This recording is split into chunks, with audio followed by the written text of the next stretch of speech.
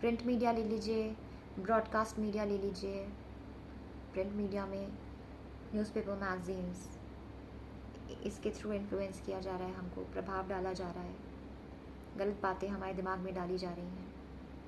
वहीं broadcast media जिसमें आ गया टेलीविज़न, एंटरटेनमेंट इंडस्ट्री और ऑनलाइन मीडिया, ब्रॉडकास्ट मीडिया है, ये सब आ गए। इन सब के थ्रू भी हमको पोल्यूट किया जा रहा है, हमारे कल्चर को पोल्यूट किया जा रहा है। फिल्में ऐसी बनाई जा रही हैं जान कर के फिल्में ऐसे सब्जेक्ट्स पे बनाई जा रही हैं या ऐसी बातें बताई जा रही हैं। भारत की जनता बेवकूफ़ है, महामूर्ख है, क्योंकि उसने अपने रोल मॉडल किनको चुन रखा है? एक्टर्स को। तो अब हम इनको इस्तेमाल करेंगे इनको बर्बाद करने के लिए। स्ट्रैटेजी समझिए। रिमोट जो होता है वो हमारे पाकिस्तान में होता है, वहाँ से वो कंट्रोल कर रहे होते हैं, उनके हिसाब से फिल्में बनती हैं, उनके हिसाब से टॉपिक डिसाइड होते हैं, कौन कैसी फिल्म बनाएगा ये तक डिसाइड हो रहा है। एक नैरेटिव है जो हमारे सामने परोसा जाता है, हमारे अंदर इंजेक्ट किया जा रहा है वो पॉइजन। हमारे देश की ना सिर्फ महिलाओं को कमज़ोर किया गया, बच्चों पे भी अटैक कर रहे हैं, पुरुषों को भी नहीं छोड़ा, सबको अपनी लपेट में ले रखा है इस शैतान ने, सबको जकड़ के रखा है। देखिए हमारे जो देवी देवता हैं वो सिर्फ कहने को देवी देवता नहीं है। जब जब यहाँ पे संकट आया है उन्होंने हमारी जान बचाई है, उन्होंने हमको बचाया है। धर्मो रक्षति रक्षितः। हम धर्म की रक्षा नहीं करेंगे, धर्म हमारी रक्षा कैसे करेगा? और धर्म की रक्षा करना मतलब अपने धर्म को अपनाना। अपने धर्म को अपनाइए, अपनी संस्कृति को अपनाइए। आपको मैं ये नहीं कह रही हूँ कि बिल्कुल वेस्टर्न कल्चर छोड़ दिया जाए, मैं ये भी नहीं कह रही हूँ, लेकिन सोच समझ कर तो अपनाइए। अंधे तो मत हो जाइए। यहाँ तो अंधभक्ति चल रही है इस मामले में, वेस्टर्न कल्चर की बात कर रही हूँ, वेस्टर्न इन्फ्लुएंस, सबकी देखा देखी चल रहा है। वही टेलीविज़न में दिखा दिया किसी को, वही दिखा दिया वेब सीरीज़ में किसी को, वो मूवीज़ में दिखा दिया किस तरह ड्रेसअप कर रहे हैं वो लोग, तो बस बेहुदा तरीके से हम भी ड्रेसअप कर रहे हैं। वैसे यही चल रहा है ना, बेहूदगी चल रही है फैशन के नाम पे। जीन्स पहनने से किसी को कोई प्रॉब्लम नहीं है, मगर कम से कम किस तरह के कपड़े पहनने चाहिए ये तो आप, कोई छोटा बच्चा तो है नहीं जो बताया जाए, समझदार है ना। लेकिन वहीं एक और पॉइजन आ जाता है, क्या? Women empowerment. एम्पावरमेंट के नाम पर जहर भर दिया गया है। कैसा जहर? कि नहीं, हमें जो पहनना है हम करेंगे, हमारी अभिव्यक्ति की आज़ादी है, हद है हम पे इतनी बंदिशें क्यों? हमें पहनना है, हम तो करेंगे। हम एक हाथ में सिगरेट लेंगे, हम एक हाथ में दारू लेंगे और हम छोटी ड्रेस ही पहनेंगे। क्या कर लोगे? We feel empowered this way. Who the hell has created this narrative, if I may ask? Who has created this narrative? किसने बोला ये होता है एम्पावरमेंट? मतलब अगर मैं किसी से पूछूं, they feel empowered.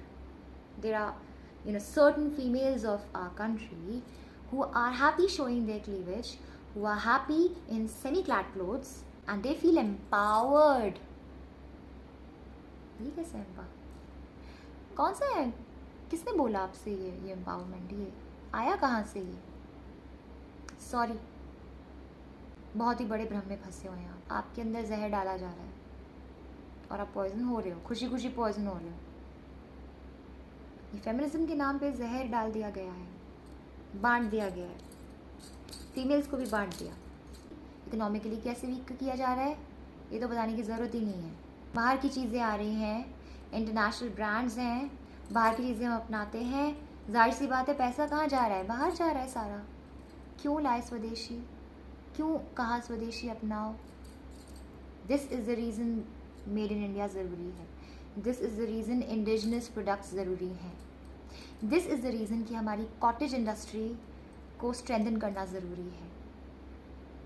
हमारी होम इंडस्ट्रीज़ को स्ट्रेंथन करना ज़रूरी है. यही कारण है, ताकि यहाँ का पैसा यहीं रहे, वहाँ ना जाए. और चलिए, अगर उनकी मेहनत का हम दे भी देते हैं उनको, जिस बात पे सबसे ज़्यादा गुस्सा आता है वो ये है कि हमारे पैसे जो वहाँ जाते हैं ना, हमारे हार्ड अर्न मनी जो हम इंटरनेशनल ब्रांड्स पे आँख मीच के यूँ दे देते हैं, क्योंकि जस्टिफाई करता है ना उनका वो, उनका नाम, उनका रुतबा, वो चीज़. We are enamoured by that image. ये पैसे हमारी ही बर्बादी के लिए इस्तेमाल किए जा रहे हैं. अब भी आप देना चाहेंगे. यही कारण है मेड इन इंडिया. और सुनिए, हमें और कैसे वीक किया हुआ है. वीगन एक टर्म है, बहुत टाइम से सुनने में आ रहा है. वीगन क्या होता है? वीगन वेजिटेरियन हमको पता है, नॉन वेजिटेरियन हमको पता है, एगिटेरियंस भी पता है, पर ये वीगन क्या भला है? वीगन का ऐसा है जो वेजिटेरियन तो है लेकिन डेयरी नहीं लेता. डेयरी मतलब दूध, दही, घी, पनीर, मक्खन. डेयरी में आता है कट ऑफ, बिल्कुल डाइट से बाहर, नहीं लेना, बंद. किसी वीगन से पूछे डेयरी क्यों बंद कर दी, तो बोलेंगे कि नहीं, आज जो डेयरी है अडल्ट्रेशन बहुत है और हार्मोन्स यूज़ किए जाते हैं, इस तरह की चीज़ें यूज़ की जाती हैं जिसकी वजह से बीमारियाँ हो रही हैं, कई तरह की प्रॉब्लम्स हो रही हैं, हार्मोनल इम्बैलेंस हो रहा है, बहुत कुछ हो रहा है, स्टेरॉइड्स यूज़ किए जाते हैं. उसके लिए डेयरी बंद करने की क्या ज़रूरत थी? क्यों? जो प्रॉब्लम है उसका सल्यूशन ढूंढ के लाओ ना, उस पर हिट करो ना सीधे. डेयरी बंद करने से क्या होगा? अडल्ट्रेशन है ना प्रॉब्लम, मिलावट है ना प्रॉब्लम. सिंथेटिक मिल्क होता है और इस तरह की चीज़ें, मिलावटी चीज़ें जो बन रही हैं, नकली चीज़ें, इस पे लगाम लगाइए, इस पे काम करिए. वीगन क्यों बना दिया सबको? और अभी तो ऐसा है कि एलीट क्लास में तो आपको वीगन होना ही पड़ेगा, वरना you don't belong to elite. You not an elite until and unless you vegan. You have to be vegan. क्यों? हमारी डेयरी हमसे छीन ली. अपना दूध, घी, पनीर, मक्खन, दही सब बंद करो, किसी काम का नहीं है. पता है हमारा देश जो है, हमारी कंट्री, एग्रीकल्चर और डेयरी यहाँ की बैकबोन है, तो सीधे बैकबोन पे वार कर दो. इनको इनके ही रूट से दूर कर दो. बंद कर दी हमारी डेयरी. और क्या लो उसकी जगह? ये लो हमारे सप्लीमेंट्स, पैसे लाओ. यही चल रहा है ना. वीगन सप्लीमेंट्स आते हैं ना मार्केट में, बाहर से आ रहे हैं ना ये वीगन सप्लीमेंट्स. पैसे कहाँ जा रहे हैं? उनकी जेब में. हमारे पास नहीं है, ये सब बाहर से आ रहा है. वही का कॉन्सेप्ट है. इनकी पूरी कोशिश है हमें हमारे कल्चर से दूर कर देने की, हमें हमारी जड़ों से दूर कर देने की. Awakened India would be their nightmare. सबसे बुरा सपना होगा उनके लिए. यही कारण है हमको रोका हुआ है. और अब आगे सुनिए, असली युद्ध भी यही है, असली लड़ाई इसी की है. ये लड़ाई, आगे वाली जो लड़ाई होगी, यदि हुई तो, लेकिन जो सबसे बड़ा संग्राम होगा वो होगा लाइट वर्सेस डार्कनेस. अंधकार और प्रकाश की लड़ाई होगी. ये सत्य और असत्य की लड़ाई होगी. ये लड़ाई होगी देव और असुरों की, दैवीय शक्तियों और असुरीय ताकतों की लड़ाई होगी. और ये लड़ाई कौन लड़ेगा? कौन आएंगे लड़ने? अवतार आएंगे ना. हमारे इस तुच्छ चीज़ों के लिए लड़ने आएंगे, या हम जाति धर्म लेके बैठे हुए हैं यहाँ पे? उनका काम है यहाँ पे ह्यूमैनिटी, पीस लाना है. यहाँ पे इस दुनिया में पीस लाना. This world today is devoid of peace. The world today we live in is devoid of love, compassion, kindness. मैं कह रही हूँ जागृत करिए, हर एक हिंदू को जागृत करिए। इकट्ठा कर रहे हैं, एकत्रित हो रहे हैं, दूसरे को गाली देने के लिए नहीं, दूसरे को नीचे दिखाने के लिए नहीं, अपनी ऊर्जा बढ़ाइए। जब अपनी ऊर्जा बढ़ाएंगे हम सब, तो हम सब की मिलके जो एक कलेक्टिव कॉन्शियसनेस होगी ना, उसका क्या असर होगा फिर आप खुद देखिएगा क्या होता है। जब कई लोग जागृत होते हैं या जागृति के मार्ग पे चल पड़े होते हैं, उनका धीरे धीरे धीरे धीरे उनका बढ़ता जाता है एनर्जी, मिरेकल्स होते हैं। तब हम मिलके कुछ भी कर सकते हैं, हम कुछ भी बदल सकते हैं। फिर ये भी हो सकता है कि हम जिहादियों को भी बदल दें, पॉसिबल है, मगर ये किसी ने सोचा नहीं होगा।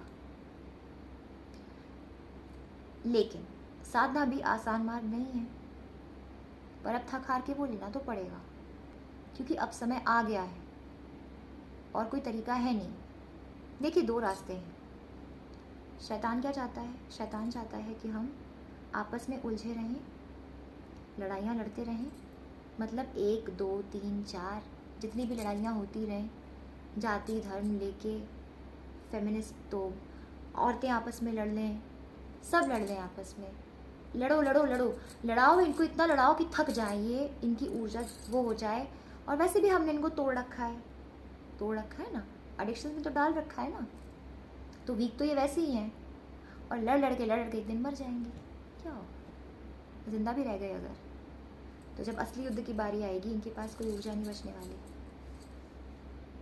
इनके पास कोई ताकत ही नहीं बचेगी। एक रास्ता ये है, एक तरीका ये, और एक तरीका क्या है कि अच्छे से तैयारी कर ली जाए, शक्ति अर्जित कर ली जाए, शक्तिशाली तो बन जाए, फिर तो लड़ेंगे। बिना शक्ति के युद्ध लड़े गए हैं आज तक? आप बताइए। यहाँ पे हमको हर तरीके से वीक किया गया है। पहले हमें स्ट्रेंथ तो अपनी गेन करनी पड़ेगी। We need to claim our power back first, तो लेट्स रिक्लेम दैट। पहले वो पहला कदम तो उठाएं हम, और वो कदम है साधना, वही करना होगा। और एक बार हमने शक्तियाँ अर्जित कर ली, तो हमें सबसे पहले तो ये पता पड़ जाएगा कि दुश्मन कौन है, असली दुश्मन कौन है। ठीक, असली दुश्मन पता चल जाएगा तो पता चल जाएगा माया चल रही है जो आसपास हमें उलझा के रखा है, ये हमारा दुश्मन नहीं है। हमें किस तरह से फंसाया हुआ है, आपस में हमको लड़ा देते हैं, हमको भिड़ा देते हैं। हमारे ही लोग हमारे ही बीच हैं, कई पॉलिटिशियंस हैं, वो अपने मतलब के लिए कर रहे हैं, कोई वोटों के लिए कर रहा है, कोई पैसों के लिए कर रहा है, कोई किसी की गुलामी कर रहा है, किसी के कहने पे कर रहा है। कुछ शैतान है यहाँ पे, हमारे बीच में शैतान है। और आज के टाइम पे शैतान की शक्ल से कोई पहचान में नहीं आएगा, शक्ल से सब एक जैसे ही हैं। हरकतें, सोच, उनके बिलीफ सिस्टम और उनके एक्शंस शैतानों वाले होंगे। अभी क्या है, सबने मुखौटे लगा रखे हैं। हम लोग को एक चीज़ में महारत हासिल हुई है, वो है नकाब लगाने की। We wear masks. क्यों? क्योंकि असली चेहरा दिखाने से सब डरते हैं। कोई गलत काम करता है, मास्क लगाता है, मैं किसी के पहचानने में ना आ जाऊँ, कोई मेरी असलियत ना पहचान जाए। और आपने वो सुना ही होगा, वो किस्सा, हम सबके 3 चेहरे होते हैं। एक चेहरा जो हम बाहर वालों को दिखाते हैं, ठीक, जो बाहर वाले आउटसाइडर्स होते हैं, एक वो चेहरा होता है हमारा। एक होता है जो हमारे फैमिली को पता होता है, हमारे क्लोज लोगों को, घर को पता होता है। और एक चेहरा होता है जो सिर्फ हमको पता होता है, सिर्फ हमको, और वही असली चेहरा होता है। बाकी सब नकाब होते हैं, मास्क्स होते हैं।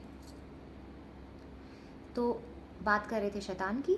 तो ये जो शैतान है ना हमारे बीच, ये जो दुश्मन जो बैठे हैं हमारे बीच, हमारे दोस्त बन के, ये मुखौटा लगा के बैठे हुए हैं, इन्हें कोई पहचान नहीं सकता तब तक जब तक इन्हें बाध्य ना कर दिया जाए मुखौटा उतार के फेंकने का। और ऐसे मौके भी आएंगे आगे, आने वाले समय में एक एक का मुखौटा उतरेगा, असलियत सबके सामने आएगी। ये भी होना तय है। पर इससे पहले ये भी ज़रूरी है कि हम जान लें हमारी जागृति कितनी ज़रूरी है और हम लग जाएं उस काम पे, क्योंकि ये आसान काम नहीं है। भारत को विश्वगुरु बनाना, ये जो एक प्रोजेक्ट है, ये बहुत बड़ा प्रोजेक्ट है। बहुत सिस्टमैटिकली हमें काम करना होगा इसको लेकर।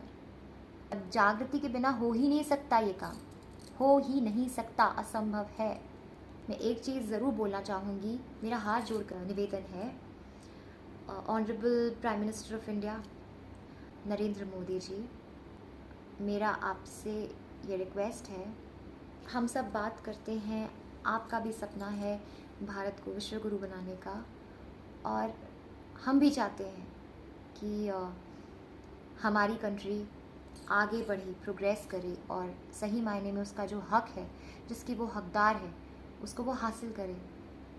क्या आपको नहीं लगता अब इंडिया की अवेकनिंग या भारत की जागृति को लेकर, देश की जनता की जागृति को लेकर कुछ अहम कदम उठाए जाने चाहिए? हम सब जानते हैं आप साधक हैं, आप लोगों ने आपके त्याग, तप और असीम मनोबल से आपने आज जो एक मुकाम हासिल किया है, इसे शायद ही कोई कर पाए। हमारा जो सनातन धर्म है, इसके कुछ गोपनीय रहस्य हैं, कुछ रहस्यमयी शक्तियाँ हैं जो साधना के रूप में छिपी हुई हैं, कुछ ऐसे ज्ञान हैं जो साधना के रूप में और हमारे मंत्र, स्तोत्र, श्लोक में, इन सब रूपों में छिपे हुए हैं। मुझे ऐसा लगता है अब समय आ गया है इसे बाहर लाने का और हर देशवासी को, कम से कम हिंदुओं को, इससे अवगत कराने का।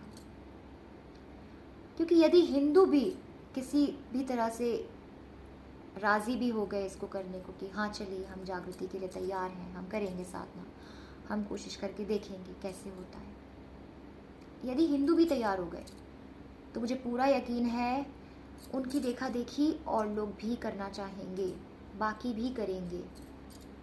और हम जानते ही हैं कि कोई भी देश अपनी जनता, अपने सिटीजन्स से जाना जाता है, अपनी जनता से जाना जाता है। हम सब मिलकर ही तो राष्ट्र बनाते हैं, तो यहाँ पे हर एक की जागृति ज़रूरी है, बहुत ज़रूरी है। और मुझे लगता है जब तक हम जागृत नहीं होंगे, हम विश्वगुरु बन ही नहीं सकते। इस देश की जागृति के लिए, हिंदुओं की जागृति के लिए, हमारे इस सनातन धर्म के छिपे हुए गोपनीय ज्ञान से अवगत कराना अति आवश्यक है। वक्त आ गया है कि ये साधनाएं आम आदमियों के लिए लाई जाएं, उन्हें समझाया जाए, उन्हें बताया जाए इसका क्या इम्पोर्टेंस है और वो क्या हासिल कर सकते हैं। और हम सबकी जागृति ही एक जागृत विश्व तैयार करेगी, तभी तो हम विश्वगुरु बनेंगे। विश्वगुरु हम तभी बनेंगे जब हम जागृत होंगे। हम जागृत होंगे, समाज जागृत होगा, ये देश जागृत होगा, हम सशक्त होंगे हर तरीके से, राजनीति के दृष्टिकोण से, सामाजिक, आर्थिक, भौगोलिक, हर तरीके से हम सशक्त होंगे, तभी हम विश्वगुरु बनेंगे। और ये रिक्वेस्ट मैं आपसे ही कर रही हूँ, इसलिए कर रही हूँ क्योंकि आप बोलेंगे तो आपका कहा लोग मानते हैं, आप पूजनीय हैं कितने लोगों के लिए, कई लोगों के लिए। आप मन की बात करते हैं, सब सुनते हैं। आपने हमसे रिक्वेस्ट करी, चाहे वो कोरोना जैसे टाइम पर थाली बजाने वाला वो था, सब लोग आ गए, आपके एक इशारे पे लोग बालकनी में आ गए, उन्होंने घंटियाँ बजाई, मंत्र प्ले करे, थालियाँ बजाई। आप कहेंगे, साधना भी करेंगे। मेरा आपसे बस यही निवेदन है कि किसी तरह आप ये साधनाएं सबके सामने लाइए और इस बारे में कुछ नहीं तो थोड़ा सोचिए ज़रूर। आप अपने ही एक्सपीरियंसेस को शेयर कर सकते हैं इन सब से, हम सब से, जिससे लोगों का रुझान बढ़े, लोग समझें जागृति क्या होती है, लोग समझें ऊर्जा का विज्ञान क्या है, ऊर्जा का सिद्धांत क्या है, और अपनी ऊर्जा को जागृत करें। क्योंकि स्वामी विवेकानंद जी का जो सपना रहा भारत को विश्व गुरु बनाने का, एक सपना जो उन्होंने देखा, उन्होंने असीम संभावनाएं देखी हमारे देश के युवाओं में। समय आ गया है उनको जागृत करने का, समय आ गया है उनको बंधनों से मुक्त करने का, इन बेड़ियों को तोड़ देने का जिनमें हम जकड़े हुए हैं, जिनमें हम फंसे हुए हैं। हमारे अंदर नफरत भर दी गई है और हमें पता है ऊर्जा का सिद्धांत क्या है। ऊर्जा तब तक ऊपर नहीं उठेगी जब तक हम अपने अंदर वो उच्चतम भाव नहीं ले आते, अपने अंदर प्रेम नहीं ले आते, अपने अंदर एक समझ नहीं ले आते, एक मानवीय गुण जो कहते हैं, जब तक हम उनको नहीं लाएंगे तो ऊर्जा बढ़ेगी कैसे। मुझे ऐसा लगता है कि कम से कम साधना के मार्ग पे जब हर एक देशवासी होगा तो उसे खुद पता पड़ जाएगा, अपनी चुनौतियाँ पता पड़ जाएंगी, दिख जाएंगी, सामने आ जाएंगी, अपना दुश्मन सामने दिख जाएगा और वो सदा के लिए, सदा के लिए कम से कम इस माया से, ये जो बाहरी शोर है ना, उससे मुक्त हो जाएगा। उसे पता पड़ जाएगा रोक कहाँ लगाई हुई है, सारी असलियत सामने आ जाएगी। मेरे वीडियो लाने का उद्देश्य ही यही है कि मुझे लगता है अब देश के हर नागरिक को जागृत हो जाना चाहिए। Every awakened citizen is going to lead to an awakened India। हमारा भी फ़र्ज़ बनता है कि हम अपनी संस्कृति को अपनाएं, ना सिर्फ अपनाएं बल्कि अपना जीवन का उद्देश्य जाने, और जीवन का उद्देश्य जानने का एकमात्र मार्ग है भक्ति साधना। समय आ गया ये वीडियो एंड करने का, इसी उम्मीद के साथ कि मेरी कही हुई बातों पर आप सब कुछ ध्यान देंगे, कुछ तवज्जो देंगे और कम से कम कुछ आत्ममंथन करेंगे। मेरी बातें आपको सोचने पर तो मजबूर करें, कम से कम सपना देखेंगे तभी वो सच होगा। भारत के विश्व गुरु बनने का सपना आप भी देखें, खुली आंखों से, बंद आंखों से, हर तरीके से वो सपना देखें और उसे साकार करने के हर संभव प्रयास में जुट जाएं। हम सब साथ हैं, हमें कोई अलग नहीं है, हम सब भारतीय हैं, हम एक साथ हैं और हमें कोई अलग नहीं कर सकता, हमें कोई तोड़ नहीं सकता। हालांकि हमें तोड़ने की पूरी कोशिश की जा रही है, मगर हम साथ हैं। कोई देशद्रोही ताकत हमको नहीं तोड़ सकती।